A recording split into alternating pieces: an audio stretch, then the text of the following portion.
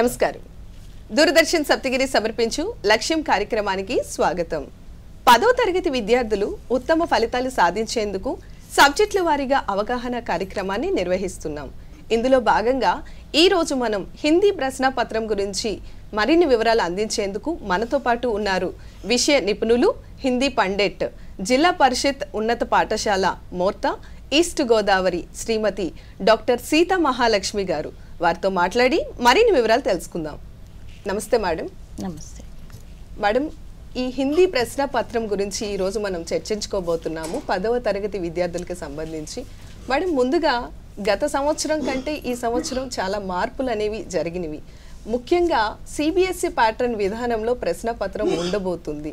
మరి దీని గురించి ముందుగా ఈ యొక్క ప్రశ్న పత్రానికి సంబంధించి ఎటువంటి సిలబస్లో మార్పుల గురించి తెలియజేయండి మేడం. సిలబస్ ముందుగా ప్రేక్షకులకి, నా పిల్లలందరికీ ఆశీస్సులు, ప్రేక్షకులకి అందరికీ నమస్కారం. ఈ సంవత్సరం సిబిఎస్ఈ సిలబస్ ఉంది. సిబిఎస్ఈ చాలా కష్టంగా ఉంటుంది.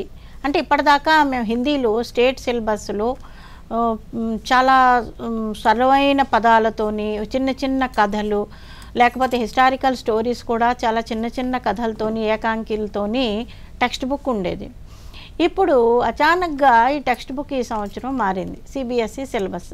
అయితే ఎలా ఉంది అని అంటే ఈ సిలబస్ కష్టము అంటే కష్టంగానే ఉంది, సరళంగా ఉంది అని అంటే సరళంగా. ఏది అయినప్పటికీ పేపర్ మాత్రం ఈ సంవత్సరం చాలా సులువుగా, పిల్లలు అర్థం చేసుకునేటట్లుగా, మంచి మార్కులు తెచ్చుకునేటట్లుగా ఉంటుంది. Yes ma'am. మేడం, ఇప్పుడు ఈ సింగిల్ పేపర్ విధానంలో ప్రశ్న పత్రం ఎలా ఉండబోతుంది, అసలు ఎన్ని సెక్షన్స్ ఉంటాయి, ఈ మార్కుల విభజన ఏ విధంగా ఉంటుందో తెలియజేయండి మేడం. ఇందులో ఈ పేపరు ఎప్పట్లాగే విభాగం అంతే 6 భాగాలు ఉంటాయి. ఈ 6 భాగాల్లోని వాళ్ళకి అంటే ఒక పిల్లల్ని ఏ రకంగా మనం విభజించవచ్చో, బాగా తెలివైన వాడు, ఒక యావరేజు, అస్సలు పాపం వాడికి చదువుకోవడం వస్తే చాలు అనేటట్లుగా ఈ పేపరు విభజించబడింది. ఏదైనప్పటికీ ఈ 6 భాగాల్లోని పేపర్ విభజించి ప్రతి ఒక్క భాగం పిల్లలకి అందుబాటులో, టెక్స్ట్ బుక్ అంతా అందుబాటులో తెచ్చినట్లుగా ఈ పేపర్ ఉంటుంది ఈ 6 భాగాల్లో కూడా. Yes madam. మేడం, ప్రతి ఒక్క లాంగ్వేజ్కి సంబంధించి వ్యాకరణం అనేది చాలా ఇంపార్టెంట్. మరి మన హిందీ సబ్జెక్ట్కి సంబంధించి వ్యాకరణంలో ఎలాంటి ప్రశ్నలు రాబోతున్నాయి, అదేవిధంగా దీనికి సంబంధించి విద్యార్థులు ఏ విధంగా ప్రిపేర్ అవ్వాలో తెలియజేయండి మేడం.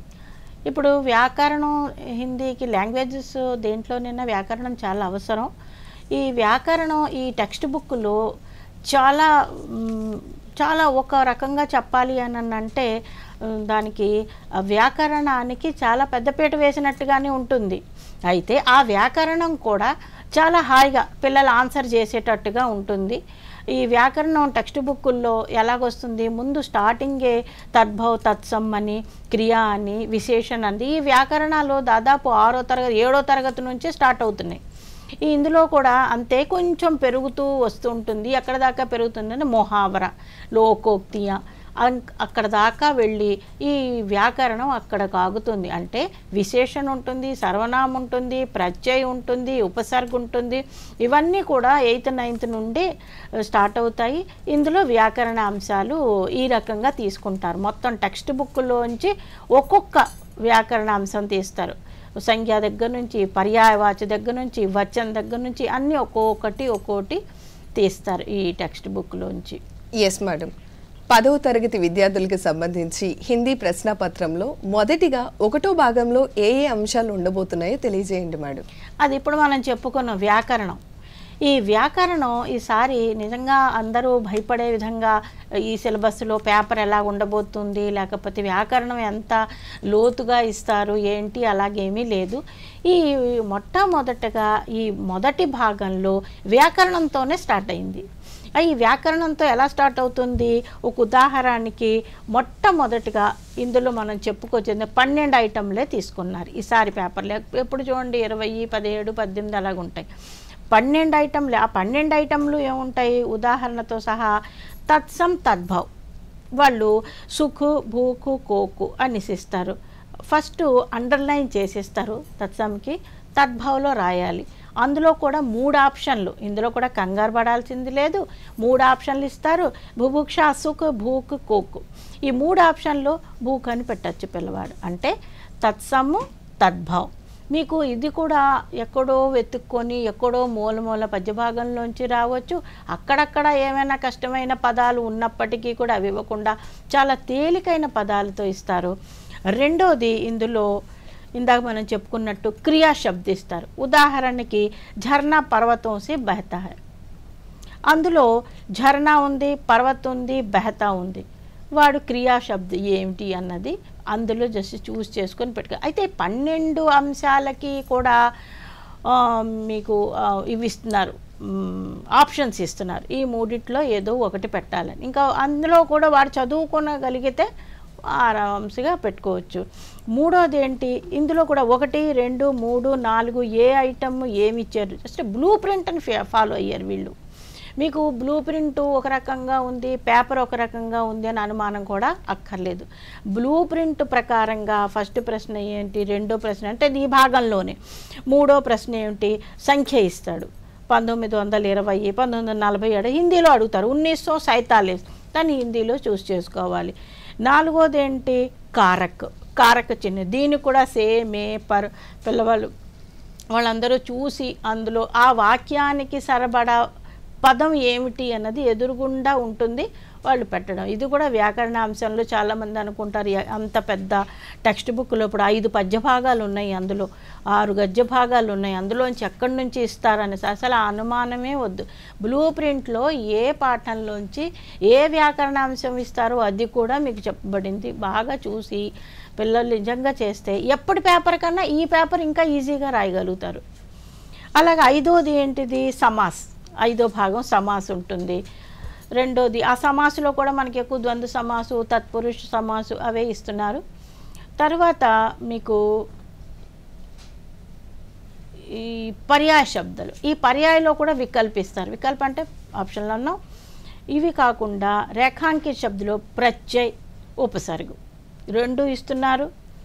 అది కాక లింగు, ఒక కాల్, భవిష్యకాల్ కానీ, వర్తమాన కాల్ కానీ, భూతకాల్ కానీ, ఈ మూడిట్లో ఏదో ఒకటి ఇస్తారు. అందులోంచి ఇందులో మార్చమంటారు.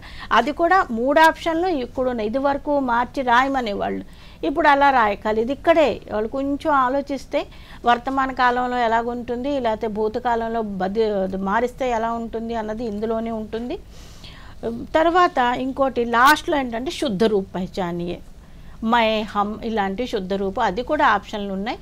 దాంట్లో వాళ్ళు ఫస్ట్ భాగం అంతా కూడా వ్యాకరణం 12 అంశాలతో ఉంటుంది. 12 ప్రశ్నలు, 12 మార్కులు. Yes madam. మేడం, ఇప్పుడు ఈ ప్రశ్న పత్రంలో పరిచిత, అపరిచిత పద్యము మరియు గద్యము ఈ విభాగానికి సంబంధించి ప్రశ్నలు ఎలా ఉండబోతున్నాయి, మరి వీటికి సంబంధించి విద్యార్థులు ఏ విధంగా ప్రిపేర్ అవ్వాలో తెలియజేయండి. ఇప్పుడు అనుకున్నాం 6 భాగాలు ఉన్నాయని. ఫస్ట్ భాగంలో వ్యాకరణం చెప్పుకున్నాం 12 అంశాలతో. ఇది రెండో భాగంకి వచ్చేసేటప్పటికి 13వ ప్రశ్న నుంచి 16, అంటే 13, 14, 15, 16 సీన్ అండ్ సీన్ అంటారు. అంటే 2 పాఠ్యపుస్తకంలోంచి ఇస్తారు, ఇంకొక 2 బయట నుంచి ఇస్తారు. బయట నుంచి అంటే కూడా ఎక్కడి నుంచో కాదు, ఏదో పాత టెక్స్ట్ బుక్కుల్లోంచో పద్యము, పాటో, గద్యము అలాగిస్తారు. ఇప్పుడు ఇందులో అది కూడా మీకు బ్లూ ప్రింట్లో ఇచ్చారు. 2, ఒకటి పద్య భాగం తోపు, రెండోది గద్య భాగం తతారావా మీరు. ఇందులోంచి అది బ్లూ ప్రింట్లో స్పష్టంగా 6 భాగాలు ఉన్నాయి, అందులో 6 పేరాలు ఉన్నాయి. ఈ 6 పేరాల్లో ఏదో ఒక పేర బాగా చదవడం వస్తే ఇంకా ఈజీగా ఆన్సర్లు పెట్టుకోవచ్చు. 4 లైన్లు తప్పితే 3 లైన్లే ఇస్తారు. ఇందులో కూడా పద్యంలో కూడా అంతే, తోపని ఒక పద్య భాగం ఉంది, అందులో అంతే. బయట నుంచి ఏదైనా చిన్నది ఇప్పుడు ఈ మోడల్ పేపర్లోనే ఇచ్చాడు, ఒక 3 ప్రశ్నలు లేకపోతే 4 ప్రశ్నలు. అయితే ఈ 3 ప్రశ్నలు 4 ప్రశ్నలు ఇచ్చి ఆఖరి ప్రశ్న ఇది ఏ పాఠంలోంచి ఇవ్వబడింది అని అడుగుతా, అంటే మొత్తం 5 ప్రశ్నలు. ఈ 5 ప్రశ్నలు ఇచ్చి దానికి 5 మార్కులు. ఈజీగా చూడండి ఎన్ని 5 మార్కులు ఈజీగా. ఒక పద్య భాగం చదివితే లేకపోతే ఒక పద్యం చదివి ఆన్సర్లు రాయొచ్చు, ఒక గద్యం చదివి ఆన్సర్లు రాయొచ్చు. ఇలాగే దానికి సీన్ అయింది, పాఠ్యపుస్తకంలోంచి ఇచ్చారు 2, ఇంకో 2 పద్యం, లేకపోతే ఒక చిన్న పాట లాంటిది, చిన్న పద్యం లాంటిది. వందే మాతరం పాట అందులో 6th క్లాసులో ఉంటుంది, 7th క్లాసులో ఉంది, దేశభక్తి పాఠాలు ఉన్నాయి. అలాంటి వాటిల్లో కూడా ఇవ్వచ్చు. చాలా ఈజీగా చదివి రాసే అవకాశం ఉంటుంది. 20 మార్కులు అది. అంటే 2 గద్యాలు రాయొచ్చు, 2 పద్యాలు.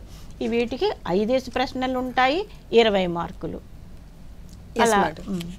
మేడం, ఇప్పుడు కవి పరిచయం అనేటటువంటి క్వశ్చన్స్ అనేవి రాబోతున్నాయి. మరి ఈ క్వశ్చన్స్కి సంబంధించి ఎలాంటి ప్రశ్నలు వచ్చే అవకాశం ఉందంటారు? మరి ముఖ్యంగా వీటిని రాసే క్రమంలో విద్యార్థులు తీసుకోవాల్సినటువంటి జాగ్రత్తల గురించి తెలియజేయండి మ్యామ్. ఇది వరకు ఒక ప్రశ్నలోనో లేకపోతే పెద్ద ప్రశ్నల్లోనో సారాంశంతోనో కవి పరిచయం ఇప్పుడు ఉంది. సారాంశం రాసేటప్పుడు మంచి కవి పరిచయం రాస్తే చాలా మంచి మార్కులు పడతాయి అంటారు. కానీ ఇప్పుడు ఈ 3వ భాగంలోకి వచ్చేసేటప్పటికి ఒక ప్రాచీన కవి, ప్రాచీన పద్యం, ఎలాగ మాకు 2 మీరా ఉంది, కబీర్ ఉంది, పక్కాగా ఒక కబీర్ వస్తుంది. ఆధునిక కవితలో మైథిలి శరణ్ గుప్తు. ఈ రెండిట్లో ఏదో ఒకటి రాయాలి అని అంటే కబీర్ని చూస్ చేసుకోవచ్చు. కవి పరిచయం, ఎక్కడ పుట్టాడు, ఆ డేటు, ఆయన రచనలు ఏమిటి, ఇలా రాస్తే 5 మార్కులు. దీనికి అంత ఈజీ. చూడండి, అది భయపడే ఏబిఎస్సి సిలబస్లో ఏ రకంగా రాయాలి అన్నది బ్లూ ప్రింట్లోనే ఇచ్చారు చక్కగా. కబీర్ చదివించండి, అందులో అన్ని మార్కులు వస్తాయి. దాంతోపాటు ఇంకో కబీర్ లేదు, మేము చదవలేకపోయి, మైథిలి శరణ్ గుప్తుంది, అది రాసుకోవచ్చు. ఇప్పుడు ఇందులోనే ఇంకొక ఈజీ ఏంటంటే గద్య భాగంలో నుండి ఒక లేఖకుని ఇస్తారు. ఆ లేఖకు గురించి ఒక పేరా ఇస్తారు. ఆ పేరాలో ముందు పేరా అంతా పిల్లలు చదువుకోవాలి, కింద 5 ప్రశ్నలు ఇస్తారు. ఏమిటి ఆ పేరాలోనే అంటే ముందు ఇచ్చేస్తున్నాడు కదా, ఈ కవి ఫలానా రోజు పుట్టాడు, లేకపోతే ఫలానా అక్కడ పుట్టాడు. ఇప్పుడు సీతారాం సేక్సరియా ఉంది, ప్రసిద్ధ సేనాని, సమాజసేవి, వ్యాపారి రహేతే, ఉన్కా జన్మ 1892 ఉంది. ఇలా 2 లైన్లు ఉన్నాయి కదా. దీనికి కరెక్ట్గా ప్రశ్న సీతారాం సేక్సరియా కా జన్మ డాష్, సేక్సరియా ప్రసిద్ధ స్వతంత్రత డాష్ థే సేనాని. అలాగా వాళ్ళు ఆ పేరా చదివి ఆ పేరాలో చిన్న చిన్న హింట్లు కింద ఇచ్చాడు, ఆ హింట్లు మొత్తం ఆన్సర్ చేయడమే. అంటే బ్లాంక్స్ ఇస్తారు. అంటే ఇప్పుడు మీరు అడిగిన ప్రశ్నకి పరిచయం ఎలాగివ్వబోతున్నారు అని అంటే 2 ఉంటాయి, గద్య భాగంలో, పద్య భాగంలో. పద్య భాగంలో ఇద్దరినిచ్చి ఒకరిని రాయమంటారు, 5 మార్కులు. గద్య భాగంలో ఏకంగా ఒక పేరా ఇచ్చి దాని గురించి ఒకటే ఇస్తారు, ఒక పేరా ఇచ్చి దాని మీద కింద ప్రశ్నలు ఇస్తారు. ఎస్ మేడం, మీరు ఇంతకు ముందు చెప్పినట్టు 4వ విభాగంలో 8 ప్రశ్నలు ఉంటాయి, కానీ 6 ప్రశ్నలకి సమాధానాలు రాస్తే సరిపోతుంది అని చెప్పారు. మేడం, ఈ ప్రశ్నలు ఏ విధంగా రాయాలి, మరి రాసే క్రమంలో తీసుకోవాల్సినటువంటి జాగ్రత్తల గురించి తెలియజేయండి. ఇప్పుడు ఇందులో కూడా మీకు మార్కులు కొంచెం పెంచారు. ఇదివరకు 3 మార్కులు ఉండేవి, ఇప్పుడు 4 మార్కులు చేశారు. అన్ని షార్ట్ క్వశ్చన్స్. ఇవన్నీ ఆ టెక్స్ట్ బుక్ దృష్టిలో పెట్టుకొని, ఇప్పుడు మీరు ఫస్ట్ క్వశ్చనే సిబిఎస్ఈ విధానం అని అన్నారు కాబట్టి దాన్ని దృష్టిలో పెట్టుకొని బ్లూ ప్రింట్ కూడా తయారు చేయడం అయింది. ఇందులో 8 ప్రశ్నలు ఇస్తారు. ఆ 8 ప్రశ్నల్లో 6 రాయాలి. ఆ 8 ప్రశ్నల్లో చూడండి, ఫస్ట్ ఇదివరకు పద్యం రాయమనేవాళ్ళు బ్లాంక్ ఇచ్చి, ఇప్పుడు అంతే. ఈ 19 నుండి 26 ప్రశ్నల్లోని కూడా 2 ఉపవాచకంలో ఉన్నాయి, 1 గద్య భాగంలో ఉండి 3 పద్య భాగంలో. అంటే లెక్క వేసుకుంటే మనం 3 గద్య భాగం, 3 పద్య భాగం. ఆ 3 పద్య భాగంలోనే 2 ఉపవాచకాల్లోకి ఒక్కొక్క ప్రశ్నే ఇచ్చే అవకాశం ఉంటుంది. పద్య భాగంలోని 3. ఆ పద్య భాగంలో ఫస్ట్ క్వశ్చనే కబీర్లోంచి 4 దోహాలు చదవమన్నారు. 4, అది కూడా క్లియర్గా ఇచ్చారు. 1, 2, 3, 4 దోహాల్లో ఒక దోహ మీకు ఇలా రాయాల్సి ఉంటుంది. అంటే పద్యపూరణం ఏదైతే అంటుందో అది ఆ దోహ రాయాలి. రెండోది ఒక పద్య భాగంలోంచి మనుష్యత కవితా మే కవినే సబ్కో ఏక్ సాత్ హోకర్ చల్నే కి ప్రేరణ క్యూ దియా, ఇలాంటి ప్రశ్నలు. ఇది కాకుండా ఇలాంటి ప్రశ్నలు ఏమైనా ఒక 4 మార్కులు, 5-6 పాయింట్లు రాస్తే 4 మార్కులు వస్తాయి. ఆ రకంగా ఈ 4వ విభాగంలోకి వచ్చేసేటప్పటికి 8 ప్రశ్నలు ఇస్తారు, 6 రాయాలి. ప్రతి ప్రశ్న కూడా 4 మార్కులు. అయితే అందులో ప్రశ్నలు ఎలాగుంటాయి, ఆ తీరు కూడా అలాగే ఉంది. నికోబార్కే లోగ తతారాకో క్యూ పసంద్ కర్తది అంటే ఏ రకమైన ప్రశ్నలు వస్తాయని అడుగుతున్నారు కాబట్టి ఈ రకమైన ప్రశ్నలు. అందులో చాలా ఎక్కువగా సారాంశాలాగా రాయక్కర్లేకుండా ఒక 5-6 పాయింట్లు, 4 పాయింట్లు, దాన్ని బట్టి 4 మార్కులు వస్తాయి. Yes madam. మేడం, ఇప్పుడు హిందీ ప్రశ్న పత్రానికి సంబంధించి అధిక మార్కులు అనేవి ప్రశ్నలు సమాధానాలకు కేటాయించడం జరిగింది. ఇవి పద్య భాగం గద్య భాగం నుంచి వస్తాయి. మరి వీటిని రాసే క్రమంలో విద్యార్థులు తీసుకోవాల్సిన జాగ్రత్తలు, వీటిని అసలు ఏ విధంగా ప్రిపేర్ అవ్వాలో తెలియజేయండి. ఇప్పుడు మనం ఇందాక కబీర్ గురించి చదివాం, అదే పాఠం పక్క పాఠం జస్ట్ పద్య భాగంలో మనం అందులో చదివినట్టు చెప్పుకున్నట్టు మళ్ళీ ఇక్కడ కూడా పద్య భాగంలోంచి 2 ఇస్తారు, గద్య భాగంలో నుండి 2 సారాంశాలు ఇస్తారు. ఆ సారాంశాల్లో 2లో ఏదో ఒకటే రాయాలి.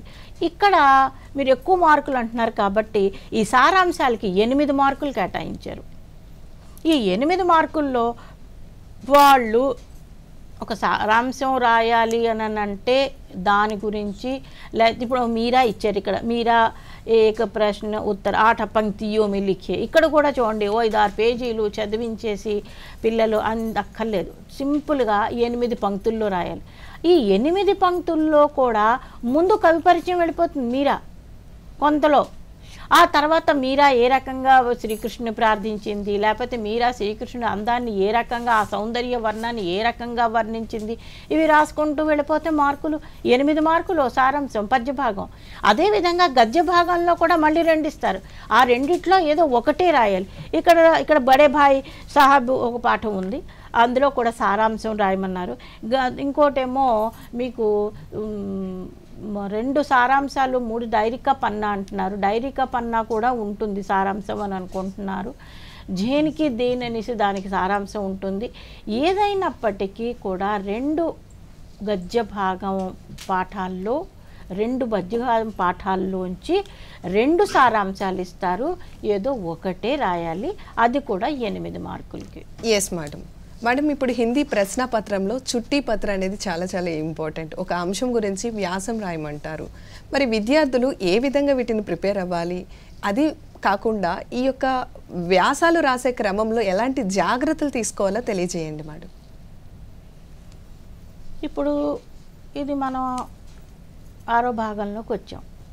ఈ 6వ భాగంలోకి వచ్చేటప్పటికి ఇది ప్రతి ఒక్క పిల్లవాడు రాయవలసిందే, చదవలసింది. ఇది ఎప్పటి నుంచో ఉంది మనకి. చుట్టి పత్రు త్యవహారు వస్తే మనకి ఒక నిబంధన అయింది చుట్టి పత్ర నంది. అయితే ఈ చుట్టి పత్ర రాసేటప్పుడు జాగ్రత్తలు ఏంటంటే, సాధారణంగా మేమేం చేస్తామనంటే ఒక భాయికి షాదీ లేకపోతే మా బీమార్ హై అనేసి ఒక 3 రోజులు మాకు సెలవు కావాలి అని రాయిస్తాం అనుమతి పత్రం. అందులో ఇప్పుడు పిల్లలు ఏ రకంగా జాగ్రత్తలు తీసుకోవాలి అని అంటే, భాయికి షాదీ ఒక కారణం, మా బీమార్ హై ఒక కారణం, బహన్కి షాదీ ఒక కారణం, ఇలా రకరకాల కారణం 7-8 కారణాలు ఉంటాయి. ఇదంతా స్ట్రక్చర్ అంతే ఒకటే. ఆ స్ట్రక్చర్లో వాళ్ళు మార్చాల్సింది ఆ పేపర్ చదివి ఆ పేపర్లో అడిగిన కారణం అక్కడ పెట్టాలి. Yes madam. దానివల్ల అదే కాదు, ఆ చుట్టి పత్ర అయిపోయిన తర్వాత మిత్రుకో పత్ర అంటారు. ఏవో ఒక కారణాలు, हमारे तुम्हारे स्कूल में गणतंत्र दिवस किस प्रकार मनाया, లేకపోతే किसी ऐतिहासिक स्थान का वर्णन कीजिए, లేకపోతే మీరు ఏదైనా మీ ఇంట్లో మీ స్కూల్లో ఏదైనా ఒక మంచి ఫంక్షన్ చేశారు, బాల్ దివస్ చేశారు, బాల్ దివస్ వర్ణన, గణతంత్ర దివస్ వర్ణన, స్వతంత్రతా దివస్ వర్ణన, ఇలాంటి వర్ణనలు చాలా వర్ణనలు ఉంటాయి. ఈ చుట్టి పత్ర ఒకటే వస్తుందనుక దీంతో పాటుగాను ఈ మిత్రుకే నామపత్ర రావచ్చు, పుస్తక విక్రేతకే నామపత్ర, ఒక బుక్ సెల్లర్కి పుస్తక విక్రేతకే నామపత్ర రావచ్చు.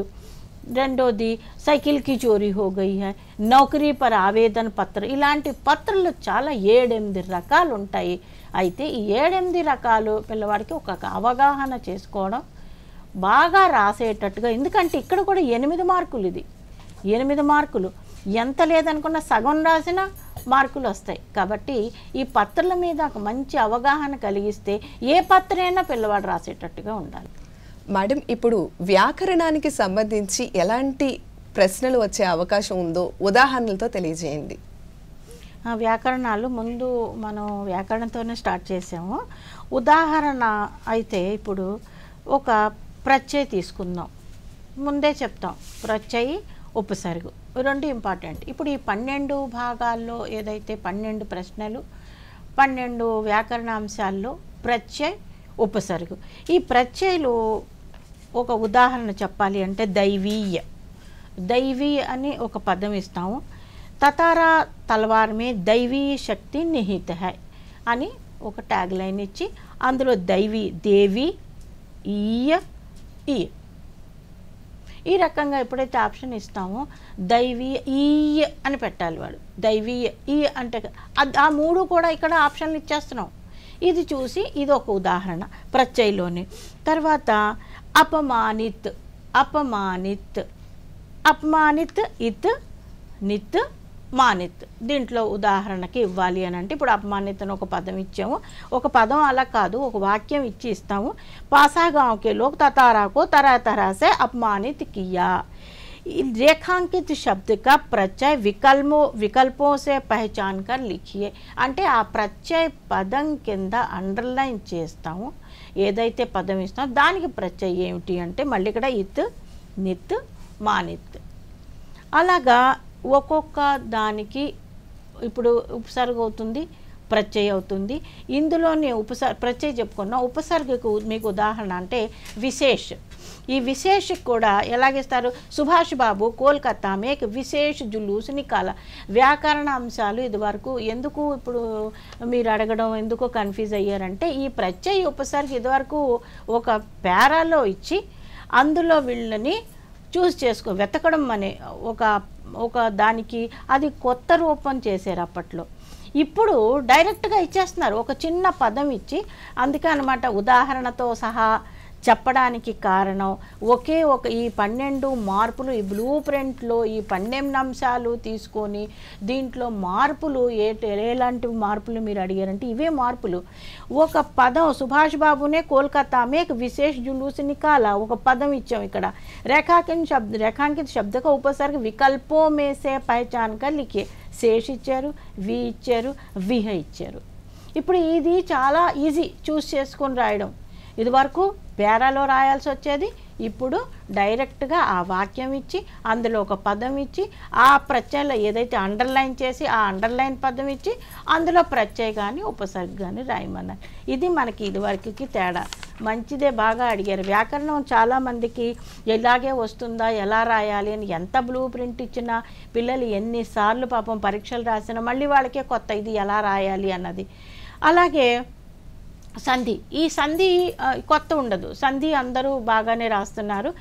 ఎందుకంటే దీనికి సంధి విచ్ఛేదం అన్నది సంధి విడదీయడం వాడు 6-7వ తరగతి నుంచి వాడికి తెలుగులోని చాలా బాగా వచ్చు. అదే రకంగా హిందీలో కూడా బాగా చెప్పాల్సి వస్తుంది. చాలా సులువైన పదాలు ఉన్నాయి. హిమాలయ దేశ్కి ఉత్తరీ సీమా పర్ హై రేఖాంకిత శబ్ద కా సంధి విచ్ఛేద్ వికల్పో మే సే పహచాన్ కర్ లిఖియే. ఇది వరకు పదం ఇచ్చేసేవాళ్ళు, పదాన్ని విడదీయడమే. ఇప్పుడు ఇందులో ఈ 12 అంశాల్లో ఈ సంధి విచ్ఛేదని ఈ వాక్యంలో ఇచ్చి ఈ వాక్యాన్ని హిమ ప్లస్ ఆలయ్, హిమా ప్లస్ ఆలయ్, హిమాల్ ప్లస్ యా ఈ రకంగా విడదీయచ్చు. ఇందులో వీళ్ళు స్వాగతిని ఇచ్చారు. ఈ స్వాగత్ ఉన్న పదమే, ఈ ఉత్త స్వాగతే, కానీ దీన్ని కూడా మామూలుగా ఇచ్చేయకుండా सबका स्वागत भारतीय परंपरा का मूल है रेखांकित शब्द का संधि विच्छेद विकल्पों में से पहचान कर. ఇక్కడ కూడా వికల్పం.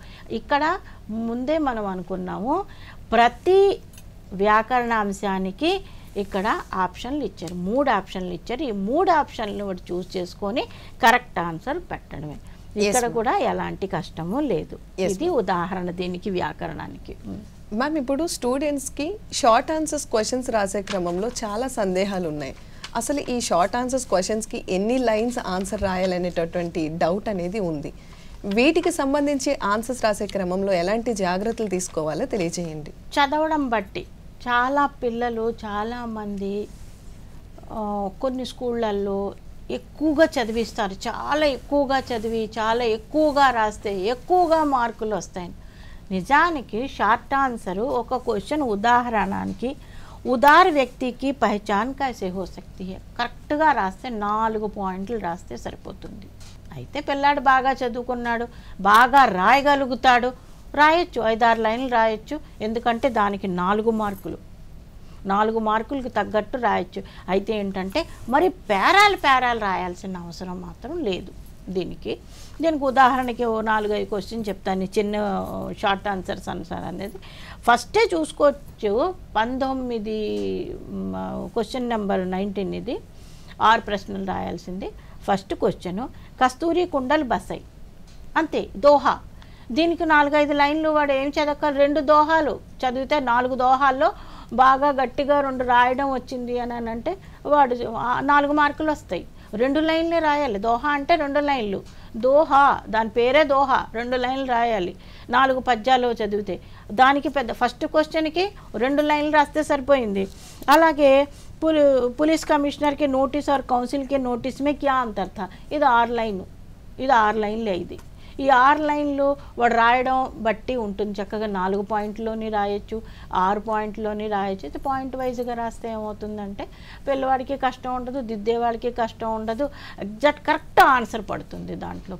పేరా చదివిస్తే మాత్రం వాడు రాయడానికి పాపం కష్టమే, మనం చూడడానికి కష్టమే. ఏంటి 4 మార్కులకి 1/2 పేజీ రాయాలా అని భయపడిపోతూ ఉంటారు. అలా కాకుండా చక్కగా పాయింట్ వైజ్ 4 పాయింట్లు 5 పాయింట్లు రాయగలిగేటట్టుగా చేసుకుంటే సరిపోతుంది. Yes madam. మేడం, ఈ ప్రశ్న పత్రానికి సంబంధించి ఈ సారాంశం ఏ విధంగా రాయాలో తెలియజేయండి. సారాంశంలో కూడా మీకు ఏం చెప్పారు, సారాంశంలో కూడా చూడండి 8 పంక్తియోं में लिखिए. చాలామంది తెలివైన వాళ్ళ పిల్లలు ఉంటున్నారు, చక్కగా మంచి కాన్వెంట్లోని 2-3 పేజీలు కూడా రాస్తున్నారు పిల్లలు. ఉంది, చక్కగా రాయొచ్చు, తప్పులేదు. అయితే రాయడం మా పిల్లవాడు చాలా బాగా రాస్తాడు, ఎందుకంటే ఇది 8 మార్కులు. టైం చూసుకోవాలి. వాడు రాసుకుంటూ వెళ్ళిపోతాడు, 3 పేజీలు 4 పేజీలు రాసేస్తాడు సారాంశం. కానీ ఆ తర్వాత టైంలో అయితే షార్ట్ క్వశ్చన్సే దెబ్బపడిపోతుంది. లేకపోతే మీకు ఆఖరిని నిబంధనలో పాపం వాళ్ళకి టైం సరిపోలేదండి, మేము బాగా చదివామండి, మేము బాగా రాయలేదు. అందుకని 8 పంక్తి అని కనీసం 8 పంక్తుల్లో కూడా పోనీ 8 మార్కులు పడతాయా అండి, ఈ ప్రశ్నలు కూడా ఉన్నాయి. 8 మార్కులు పడతాయండి, మేము 8 పంక్తులే రాస్తాం. నువ్వు రాయించి 12 పంక్తులు రాయించి 13 పంక్తులు, కానీ అది చాలా ఫాస్ట్గా రాయించాలి. దాంట్లో మంచి కంటెంట్ ఉండాలి, కవి పరిచయం ఉండాలి. అప్పుడు పూర్తి మీకు ఏదైతే సారాంశం అడిగామో ఆ సారాంశానికి తగ్గ వాడు 2 పేజీలు రాసుకుంటే 1 పేజీ సగం పేజీ సారాంశం వచ్చిన ఆ తర్వాత సారాంశానికి ఉపసంహారం, చాలామంది ఉపసంహారం చదివిస్తున్నారు, తప్పులేదు, ఉపసంహారం రాయించండి. అయితే సారాంశానికి మరీ 4-5 పేజీలు అవసరం అయితే లేదు. Yes madam. మేడం, ఇప్పుడు నిబంధన చెప్పారు. ఈ నిబంధనకి సంబంధించి ఎలాంటి అంశాలలో ప్రశ్నలు వచ్చేటటువంటి అవకాశం ఉంటుందో తెలియజేయండి. అంతేకాకుండా వీటిని రాసే క్రమంలో విద్యార్థులు తీసుకోవాల్సినటువంటి జాగ్రత్తల గురించి తెలియజేయండి. ఇప్పుడు నిబంధు ఎవరు మిస్ కాకుండా చూసుకోవాలి. ప్రతి పిల్లాడు నిబంధ రాయాల్సిందే. ఎందుకంటే ఇప్పుడు లాస్ట్ టైంకి ఈ టైంకి ఇప్పుడున్న ఈ సిబిఎస్ఈ పేపర్ ఏదైతే మనం అనుకుంటున్నామో అప్పుడు హింట్ స్టోరీ లాగా ఇచ్చారు. ఒక దూరదర్శన్ ఇచ్చి హింట్లు ఇచ్చి మంచి మధ్యలో బ్లాంక్స్ ఇచ్చి రాయించారు. ఇప్పుడు అలా కాదు, కంప్లీట్గా దూరదర్శను, కంప్యూటరు, ఆదర్శ విద్యార్థి, దీపావళి ఇవన్నీ ఇచ్చేస్తున్నాడు. ఇప్పుడు ఒక పేపర్లో ఆఖరికి 10 మార్కులకి 4 ఇచ్చాడు. ఈ 4 ఏదో ఒకటి రాయాలి. ఈ 1 రాసినప్పుడు జాగ్రత్తలు ఏంటి, ఇందులో ప్రస్తావన ఉంటుంది, అందులో లాభం ఉంటుంది, హాని ఉంటుంది, దాని గురించి ఎంత బాగా రాయగలిగితే ఆఖరికి ఉపసంహారం ఉంటుంది. ఈ 5-6 పాయింట్లు దృష్టిలో పెట్టుకొని రాస్తే నిబంధన చాలా బాగుంటుంది. 10 మార్కులు, దీని మీద టైం చక్కగా పెట్టచ్చు. ఎందుకంటే ఎన్ని రకాలుగా ఉంటే మీరు అన్ని రకాలుగా చదివించవచ్చు. దూరదర్శన్ ఉంది, ఇప్పుడు మన కంప్యూటర్ ఉంది, ఆదర్శ విద్యార్థి ఉంది, దీపావళి ఉంది, పర్యావరణ ప్రదూషణ, వృక్ష, వీటన్నిటి మీద అవగాహన కల్పిస్తున్నట్టు ఉంటుంది. పిల్లలు చాలా బాగా రాస్తే దీని గురించి మాత్రం ఎంత బాగా జాగ్రత్తలు తీసుకొని ఎంత బాగా మీరు రాయిస్తే అన్ని మార్కులు, ఇప్పుడు మొత్తం పేపర్లో 10 మార్కులు దీనికే ఉంది. ఈ సారాంశానికి 8 మార్కులు ఉన్నప్పటికీ సారాంశాల్లో మిస్ అయ్యాం. పద్య భాగం సారాంశం, గద్య భాగం సారాంశం, దానికి 8 మార్కులు, దీనికి 8 మార్కులు. అవి పద్య భాగం సారాంశానికి విధానం వేరేగా ఉంటుంది, కవి పరిచయం ఒకటే ఉంటుంది, దీనికి విధానం వేరేగా ఉంటుంది. ఇది ఎంత బాగా రాయగలిగితే ఈ సారాంశాలు 8 మార్కులు 8 మార్కులు, ఈ నిబంధన ఎంత బాగా రాస్తే దీనికి 10 మార్కులు. అంటే దాదాపు 90+ స్కోర్ చెయ్యాలి అని అంటే ఇవి సారాంశం ఒకటి, ఈ నిబంధన మీద మాత్రం బాగా దృష్టి పెట్టాలి వాళ్ళు. ఎస్ మ్యామ్, కొంతమంది విద్యార్థులు మాకు అన్ని క్వశ్చన్స్ వచ్చినా సరే మేము ప్రశ్నలన్నీ కూడా అటెంప్ట్ చేయలేకపోతున్నాము అనేటటువంటి అపోహ ఉంది. మరి ముఖ్యంగా టైం మేనేజ్మెంట్ అనేది సరిగ్గా లేదు. దీనికి సంబంధించి ఏ విధంగా టైం మేనేజ్మెంట్ చేసుకోవాలో తెలియజేయండి. ఇదే ప్రశ్న చాలా నిజంగా అందరూ, ఇప్పుడు నేను ఇందాక అదే చెప్పాను, సారాంశాలు పాపం 4 పేజీలు రాసేస్తున్నారు, చదువుతున్నారు, మరి చదివిస్తున్నారు, వాళ్ళు రాస్తున్నారు, రాయాలి అని అనుకుంటారు, నాకు వచ్చిన ప్రశ్న వచ్చేసింది అనుకుంటారు, చాలా ఆనందంగా రాస్తారు, ఆఖరికి వాళ్ళకి టైం సరిపోవటం లేదు. అందుకని ఇప్పుడు ఈ 4 పేజీలు రాసేదానికన్నా కరెక్ట్ కంటెంట్ తీసుకొని, కవి పరిచయం తీసుకొని, కరెక్ట్ కంటెంట్ తీసుకొని 2 పేజీలు సారాంశం రాసుకుంటే ఖచ్చితంగా వాళ్ళకి టైం సరిపోతుంది. నిబంధనలో మీరు ఎంత పెంచుకున్నా దానికి ఒక లిమిట్ ఉంటుంది. ఇప్పుడు బాగా చదవగలుగుతున్నాడు కానీ పిల్లలందరూ కూడా ఈ 6 ప్రశ్నలు రాయమనండి రాస్తారు, బాగా చదివే పిల్లలు. ఈ 6 ప్రశ్నల్లోని రాయాల్సింది ఎంత రాయాలి అన్నది, వాళ్ళకి ఎంత రాయాలి, ఎంత చదివించాలి, ఎంత రాయించాలి అది చూడాలి. రెండోది, కొంతమంది చాలా ఫాస్ట్గా రాయగలుగుతారు, వాళ్ళకి ఎంతో కొంత టైం, మరి రాయలేని వాళ్ళు. రెండోది, ప్రశ్న చదవాలి కదా, ఇప్పుడు పేరా ఇచ్చాం, పేరాలో ఆన్సర్ చేయాలి, ఆ పేరా బాగా చదివితేనే వాడు ఆన్సర్ రాయగలుగుతాడు. అంటే వాడికి చదవడానికి మనం ఎంత 15 నిమిషాలు టైం ఇచ్చినా వాడు ఇక్కడ అర్థం చేసుకోవాలి కదా. ఆ రకంగా వాడు అర్థం చేసుకోవాలి అని అంటే వాడికి బాగా చదవడం రావాలి. ఆ చదవడంతో పాటు సమానంగా టైం చూసుకుంటూ రాయగలగాలి. 3 గంటల్లో పేపర్ చేయగలగాలి అని అంటే ఓ ప్రశ్న బాగా ఎక్కువ రాసేసి ఒక ప్రశ్న చాలా తక్కువ రాసేసి అలా కాకుండా సమానంగా రాయించుకోగలిగితే మంచి మార్కులతో టైం సరిపోతుంది. ఎస్ మేడం, కొంతమంది విద్యార్థులు అక్షర దోషాలు ఎక్కువ వస్తాయని చెప్పి చాలా భయపడుతూ ఉంటారు, వాళ్ళకి సంబంధించి మార్క్స్ ఎక్కువ పోతాయని భయపడుతూ ఉంటారు. దీనికి సంబంధించి వాళ్ళకి ఎలాంటి జాగ్రత్తలు తీసుకోవాలో తెలియజేయండి. అలాగే జరిగింది, చాలా బాగా ఈ అమ్మాయికి 90 మార్కులు వచ్చేస్తాయి చూసుకోక్కర్లేదు అనే టైంలో ఆ అమ్మాయికి 65, 80 వస్తాయి. దానికి కారణం ఏంటంటే తప్పులు రాయడం, దోషాలు రాసుకోవడం. ఇందుకు ఏం చేయాలి అని అంటే వీళ్ళు ఒక 2 సార్లు చదివితే, కనీసం అస్సలు ఏమీ రాని వాడి చేతన్నా 10 సార్లు రాయించాలి, బాగా వచ్చిన వాళ్ళ చేత కూడా విపరీతంగా ఇంకా అదే పనిలో పెట్టాలి వాళ్ళని, రాయించడం వాళ్ళ చేతే దిద్దించడం. నీకు ఎక్కడ తప్పులు వచ్చాయో నువ్వు చూసుకో. దిద్దే వాళ్ళకి ఇప్పుడు అన్ని తప్పులతో దిద్దేసి మార్కులు వేయాలన్నా చాలా కష్టం. అలాగని పేరాకి ఒక 10 తప్పులు ఎంచేవాళ్ళు కూడా లేరు. అందుకని వీళ్ళు రాసేటప్పుడే చాలా జాగ్రత్తగా వీళ్ళు ఎప్పుడైతే రాసేస్తారు, ఇప్పుడు బోర్డులన్నీ టెస్టులు పెడుతున్నారు. ఇప్పుడు SCRTయే ఒక మంచి టెస్టులు, తర్వాత ఏమో ఒక టైం టేబుల్ ఇచ్చి ఒక పుస్తకం ఇచ్చారు వాళ్ళు. అందులో రకరకాల ఇప్పుడు నేను చెప్పిన ఉదాహరణ షార్ట్ క్వశ్చన్స్ సారాంశాలన్నీ అందులోవే. వీళ్ళు ఆ టెస్టులు ఎప్పుడైతే పెడతారో దాదాపు వారానికి ఒక టెస్ట్ వస్తుంది. అంటే దాని అర్థం అదే, మనం ఎంతలాగా చదివిస్తున్నామో పిల్లాడు అంత బాగా రాయగలగాలి. ఆ టెస్టులు దాని అర్థం అదే, ఎంత బాగా వీడు రాయగలుగుతాడో. అందులో ఎన్ని తప్పులు వస్తాయి, 2 టెస్టుల్లో తప్పులు, 3వ టెస్టులు సరి చేస్తాం, 3వ టెస్టులు కూడా తప్పు, 4వ టెస్టులు. అలాగా మీకు పబ్లిక్ పరీక్ష దాదాపు ప్రీ పబ్లిక్ అయ్యేదాకా కూడా అన్ని టెస్టులే. మీకు చాలా టైం ఉంది, బోర్డులన్నీ పేపర్లు ఉన్నాయి, ఎన్ని రకాల మోడల్ పేపర్లు ఉన్నాయి.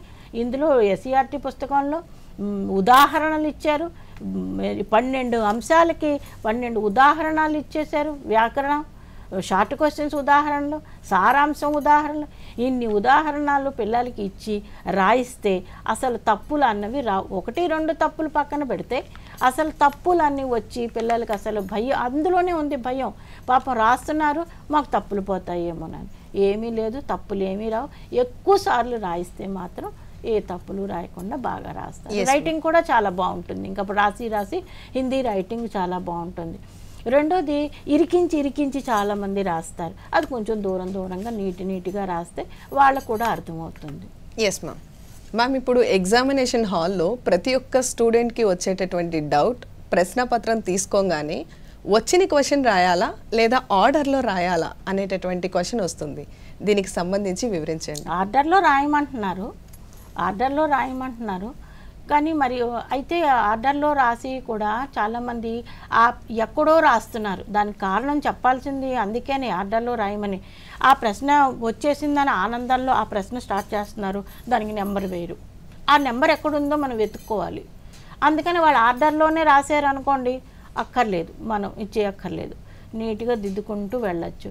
రెండోది, ఇక్కడ మా హిందీకి వచ్చేసేటప్పటికి చాలా ఈజీగానే వాడు ముందు పేరాతోనే గ్రామర్తోనే వాడు స్టార్ట్ చేసేస్తే సగం పేపర్ 50% పేపర్ అయినట్టే అక్కడ. కాబట్టి వాడు ఎంత బాగా చదివితే బాగా వచ్చిన క్వశ్చన్ మనం అలాగే చెప్తాం, నీకు ముందు వచ్చిన క్వశ్చన్ బాగా వచ్చిన క్వశ్చన్తో మొదలుపెట్టు, రాయొచ్చు. ఈ చిన్నవన్నీ చక్కగా నెంబర్ వేసుకొని రాసుకొని సారాంశమో నిబంధో పత్రో స్టార్ట్ చేసుకోవచ్చు.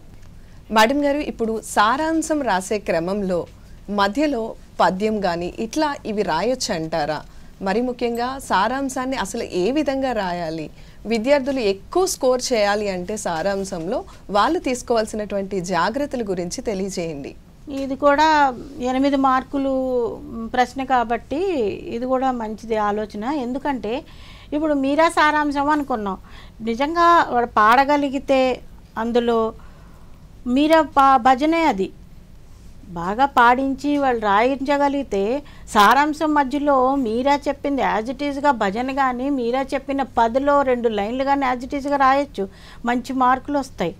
కానీ అందులో ఆ భాష వేరు కదా. పిల్లలు ఒకవేళ నిజంగా చదవగలిగితే వాళ్ళు అప్పచెప్పగలిగితే మళ్ళీ రాసేటప్పుడు తప్పులు వస్తాయి కదా, అక్కడ మళ్ళీ బాగుండదు కదా. లాస్ట్లో సారాంశం అయిపోయిన తర్వాత నిజంగా మీరా 10 చాలా బాగా వచ్చింది మేము రాయగలుగుతూ ఉంటే రాయొచ్చు, మార్కులు అయితే వస్తాయి. ఎంత బాగా రాస్తే వాళ్ళు ఎగ్జామ్లో చూసుకుంటారు కదా. సారాంశం మీరా పరిచయం రాశారు, మీరా కవి పరిచయం రాశారు, మీరా ఏదైతే ఉంది సారాంశం రాశారు, మీరా 10 రాశారు, మార్కులు చక్కగా వస్తాయి. కొంచెం తప్పులు లేకుండా చూసుకుంటే మంచి మార్కులు వస్తాయి సారాంశాల్లో మాత్రం. ఎస్ మ్యామ్, ఇప్పుడు ఈ సారాంశం రాసే క్రమంలో పాయింట్స్ లెవెల్లో రాయమంటారా లేదా పారాగ్రాఫ్ ఓరియంటెడ్లో రాయమంటారా? అవును, చాలామంది పారాగ్రాఫ్తో రాస్తున్నారు, కొంతమంది పాయింట్ వైజ్. అయితే పాయింట్ వైజ్గా ఏంటంటే పారాగ్రాఫ్ అంటే వాడు ఒక పేరాలో కనీసం 3 లైన్లు 4 లైన్లు 5 లైన్లు చదువుతాడు.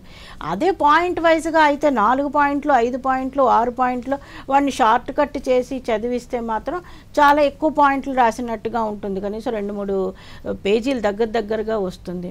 ఈ పారాగ్రాఫ్ రాసేవాళ్ళు కొంచెం బాగా చదివే పిల్లలు, తప్పులు లేకుండా ఉండేవి వాళ్ళు రాయగలుగుతూ ఉంటారు, తప్పులేదు.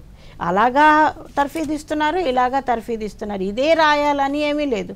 అయితే ఏంటంటే కొంచెం పాపం డల్లర్స్ ఉంటారు కదా, పాయింట్ వైజ్గా చెప్తే మేము 4 పాయింట్లు అప్పు చెప్తామండి, 2 పాయింట్లు చదువుతామండి, 3 పాయింట్లు రాసామండి అనే టైపులో పాపం కొంతమంది ఉంటారు.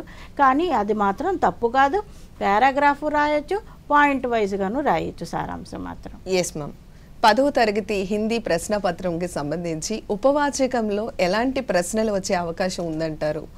వీటిని రాసే క్రమంలో విద్యార్థులు తీసుకోవాల్సినటువంటి జాగ్రత్తల గురించి తెలియజేయండి. ఉపవాచకంలో ఈసారి 2 పాఠాలు తీసేసారు, 2 పాఠాలు 2 పాఠాలు ఉన్నాయి. హరిహర కాక ఒకటి ఉంటుంది, అందులో 2 ప్రశ్నలు, సపనోకే సేదిన్ ఒకటి ఉంది, అందులో 2 ప్రశ్నలు, అలాగా చదువుకోవచ్చు. ఆ 2 కూడా మనం షార్ట్ క్వశ్చన్స్ ఇచ్చాం కదా, ఒక 6 క్వశ్చన్స్, 6 క్వశ్చన్స్లో 2 క్వశ్చన్స్ ఉపవాచకంలోవే వస్తాయి. 2 ఈ పాఠంలో ఉండొచ్చు, అందులో 3 ప్రశ్నలు 4 ప్రశ్నలు ఉండొచ్చు. కానీ వచ్చేది అందులో ఒక ప్రశ్న, ఇందులో ఒక ప్రశ్న వస్తుంది. ప్రశ్న వచ్చి 4 మార్కులు. ఇది కూడా అంతే, అలాగే ఓ 4 పాయింట్లోనూ 5 పాయింట్లో రాస్తే ఉపవాచకం కూడా రాయొచ్చు, కష్టం ఏమీ కాదు అది. ఎస్ మ్యామ్, ఇప్పుడు పారాగ్రాఫ్ క్వశ్చన్స్ ఉన్నాయి కదా, వీటికి సంబంధించి ప్రశ్న ఆ పారాగ్రాఫ్లో వెతికే క్రమంలో టైం చాలా ఎక్కువ అయిపోతుంది. అందుకని కొంతమంది విద్యార్థులు ఆ లైన్ మొత్తం రాసేస్తున్నారు. ఇలా రాయటం కరెక్ట్ అంటారా? అందుకనే ఈసారి పారాగ్రాఫ్ కూడా తగ్గించేశారు.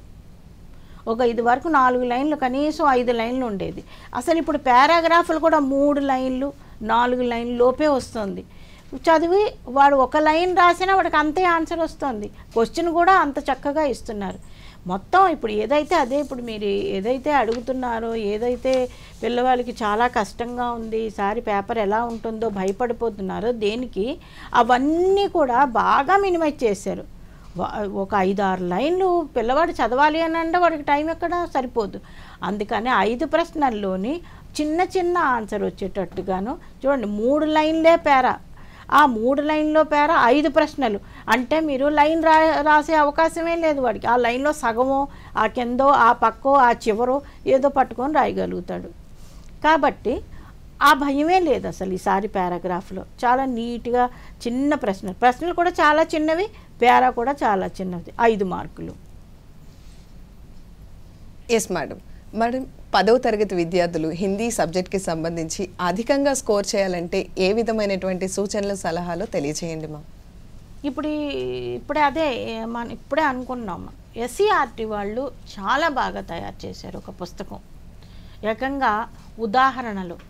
ఆ ఫస్టే మీకు ఇప్పటిదాకా మన వ్యాకరణం అంటాం, దాన్ని హిందీలో భాషాకి బాత్ అంటారు. ఆ భాషాకి బాత్ వ్యాకరణ అంశాల్లో 12 అంశాలు. ఈ 12 అంశాలు తత్సం, తద్భవ్, క్రియ, సంఖ్య, कारक चिन्ह, समास, संधि विच्छेद, पर्याय शब्द, उपसर्ग, प्रत्यय, లింగ్, కాల్, శుద్ధరు ఇవన్నీ ఉదాహరణలతో సహా ఈ పుస్తకంలో మోడల్ పేపర్ లాగా వాళ్ళు తయారు చేశారు. నిజంగానే పిల్లలకి మంచి స్కోరింగ్ కావాలి అనంటే అసలు వాడు హిందీ ఎప్పుడు స్కూల్కే రానివాడు నిజంగా ఇది ఇస్తే ఒక 2 మోడల్ పేపర్లు చేయిస్తే మాత్రం ఖచ్చితంగా పాస్ అవుతారు. అంత బాగా తయారు చేశారు ఈ ఎస్సీఆర్టీ పుస్తకం.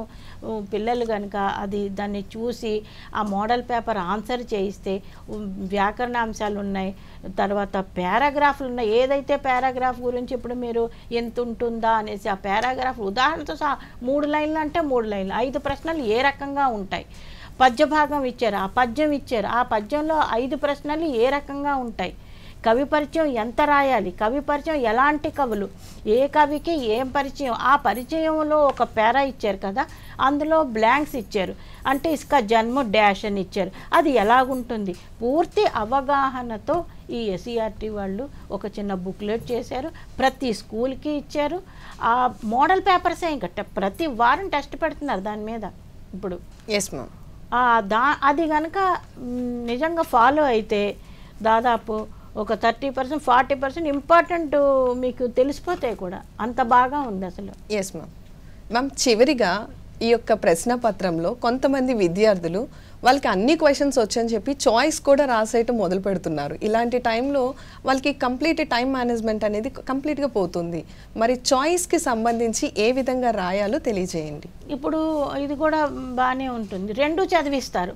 ఇప్పుడు మీరా వచ్చింది, మీరాతో పాటు పర్వత ప్రదేశమే అన్నది ఒక పద్యం ఉంది. ఇది చాలా ఈజీగా ఉంటుంది, ఇది ఈజీగా ఉంటుంది. అబ్బా 2 బాగా ఉన్నాయని 2 సగం సగం రాస్తారు కొంతమంది బాగా వచ్చని. కానీ ఈ రెండిట్లో ఒకటి పూర్తిగా చదివి ఒకటి పూర్తిగా రాస్తే సరిపోతుంది. 2 రాయాల్సిన అవసరం లేదు. చాయిస్లో రెండు ఇస్తారు చాయిస్. ఎందుకు ఇస్తారు? ఈ రెండిట్లో ఏదో ఒకటి రాస్తాడు కదా అని అనేసి 2 చదివిస్తారు కాబట్టి రెండిట్లో ఏదో ఒకటే రాస్తే వాళ్ళకి టైం బాగా కలిసి వస్తుంది. ఈ 2 రాసేటప్పటికి ఆ చివరికి పాపం వాళ్ళకి టైం కలిసి రాదు. ఎందుకంటే 2 సారాంశాలు రాయాలి వాళ్ళు. ఆ చాయిస్లు 2 రాసేస్తూ కూర్చుంటే మనకి అక్కడ నిబంధ దగ్గర చాలా టైం మనకి అసలు సరిపోదు. సరికదా అది ఏం రాయాలో కూడా వాళ్ళు మర్చిపోతారు. ఎందుకంటే ఈ టెన్షన్ పడిపోతారు, ఇంకా మనకి టైం సరిపోవట్లేదు కదా అని అనేసి. కాబట్టి చాయిస్ ఇచ్చినప్పటికీ కూడా ఏదో ఒకటే బాగా చదివిన ప్రశ్న ఒకటే రాయాలి. షార్ట్ క్వశ్చన్స్లో కూడా 8 ఇచ్చారు, అందులో కూడా చాయిస్ ఉంది. 6 ప్రశ్నలే రాయొచ్చు. బాగా చదవాలి. ఎవరైనా ముందు పేపర్ బాగా చదవాలి. అదొకటి, మాకు ఈ ప్రశ్న వచ్చండి మేము మర్చిపోయాం అంటారు. ఎందుకంటే వాళ్ళు చదవడం తగ్గించేస్తున్నారు. ముందు రాయడం, పేపర్ ఇవ్వడం ఏంటి, ముందు రాయడం మొదలు పెడతారు మాకు వచ్చిన ప్రశ్నలు అనేసి. అలా కాకుండా పేపర్ ఇవ్వడమే. మనకు 15 నిమిషాలు ఇచ్చాం పేపర్ చదవడానికి. ఆ పేపరు బాగా 15 నిమిషాలు కాదు 20 నిమిషాలు చదివితే, నిజంగా పేపర్ పూర్తిగా చదివితే 50% వాడు ఆన్సర్ చేసినట్టే. కాబట్టి పేపర్ బాగా చదివి వాడు రాయగలిగితే చాయిస్లో శుభ్రంగా చూసుకొని ఏదో ఒకటే సారాంశంలో ఒకటి, షార్ట్ క్వశ్చన్స్లో 4, పారాగ్రాఫ్లో ఇచ్చిన షార్ట్ క్వశ్చన్స్. రెండోది చాలామంది ఏబిసిడీలు పెడుతూ ఉన్నారు. అసలు యాక్చువల్గా మనకి ఇందులో ఏబిసిడీలు పెట్టాలి అనుచ్ఛేదలో, అన్సీన్లో. ఈ ఏబిసిడీలు కాకుండా ఈ పక్కన ఆన్సర్ కూడా రాస్తారు అక్కడ. అలా కాకుండా ఏబిసిడీలు ఉంటే ఏబిసిడీలే పెట్టాలి, ఆన్సర్లు రాయాలంటే ఆన్సర్లే రాయాలి. అది మాత్రం ప్రతి ఒక్కళ్ళు చూసుకొని చేసుకొని రాయాలి. Yes madam. మేడం, మొట్టమొదటిసారి 10వ తరగతి విద్యార్థులు సిబిఎస్ఈ ప్యాటర్న్లో ఎగ్జామ్ రాయబోతున్నారు.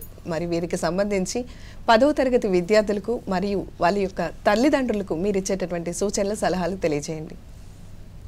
వాళ్ళని ముందు పరీక్ష అంటే భయం లేకుండా చూడాలి. ముందు ఫెయిల్ అయిపోతారా మీరు అని అనకూడదు. తల్లిదండ్రులు కష్టపడి చదవాలి, బాగా రాయాలి.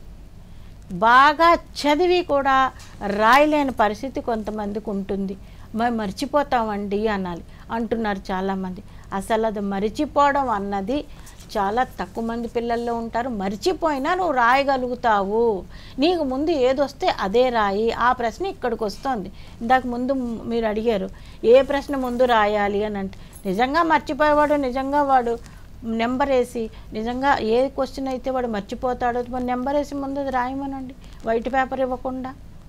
ఆ రకంగా తల్లిదండ్రులకి చెప్పేది ఏంటంటే పిల్లల్ని ఆరోగ్యంగా చూసుకోవాలి. ముందు ఆహారం చాలా టైం టు టైం ఇవ్వాలి. ప్రశ్నలు ఇవాళ చూస్తే 54 రోజులకి వచ్చేసాం 10th క్లాస్ పరీక్షలకి. ఈ 54 రోజుల్లో వాళ్ళు మానేసి ఇది మనం మానేసి అంతా చూస్తే ఓ 40 రోజులకు వచ్చాం. ఈ 40 రోజులు వాళ్ళు రాయడం, చదవడం, ఎక్కువ రాయడం మీద టైం పెడితే వాళ్ళు పేపర్లో ఏ ప్రశ్న ముందు వాళ్ళకు వచ్చిందో అది ముందు రాసుకొని చూసుకోవాలి ఇంటి దగ్గర. పరీక్షలో కాకుండా ఈ ప్రశ్న బాగా వచ్చింది ఇదే రాయి, సారాంశం వచ్చింది ఇదే రాసుకొని చూసుకో, నీ తప్పులు నువ్వే దిద్దుకో. ఈ రకంగా తర్ఫీదిస్తే అసలు ఆలోచించక్కర్లేదు, అంత బాగా పిల్లడు తయారవుతాడు 10th క్లాస్ పరీక్షకి. Yes ma'am.